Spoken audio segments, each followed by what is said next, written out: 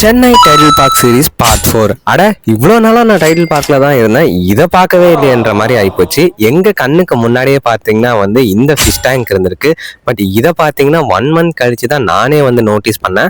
So அங்கே தான் போயிட்டு இன்னைக்கு நம்ம ஃபன் பண்ண போகிறோம். ஃபன்னுன்னு இல்லை, எப்பயுமே உட்காந்துருப்போம், இல்லை தூங்குவோம், இல்லை மொபைல் பார்த்துட்டு இருப்போம். இன்னைக்கு இந்த மீன் தொட்டியை பார்த்தோன்னே எனக்கு கொஞ்சம் ஆர்வமாக இருந்துச்சு. சரி ஓகே, இதுங்க கூட போயிட்டு இன்ட்ராக்ட் பண்ணுவோமேன்ட்டு நானும் பார்த்தீங்கன்னா இங்கே வந்துட்டேன். இங்கே டைம் ஸ்பெண்ட் பண்ணும்போது பார்த்தீங்கன்னா டைம் ஸ்பெண்ட் பண்ணதே தெரியல. ஏன்னா இங்கே இருக்கிற மீனெல்லாம் பார்க்கும்போது ரொம்பவே பார்த்தீங்கன்னா பீஸ்ஃபுல்லாக இருந்துச்சு. அதனால இங்கே ரொம்ப நேரம் நான் இதை பார்த்துட்டே இருந்தேன். என்னடா நீங்கள் 2 பேரும் ஜோடியாக இருக்கீங்க, அட உங்களை விட்டா இங்கே 2 பேர் ஜோடியாக இருக்கானுங்கடா, நீ என்னடா சிங்கிளா இருக்க, உனக்கு யாருமே இல்லையா அப்படின்னு நாங்க பாக்குறதுக்குள்ள பாத்தீங்கன்னா இவனோட ஜோடியும் வந்துட்டாங்க.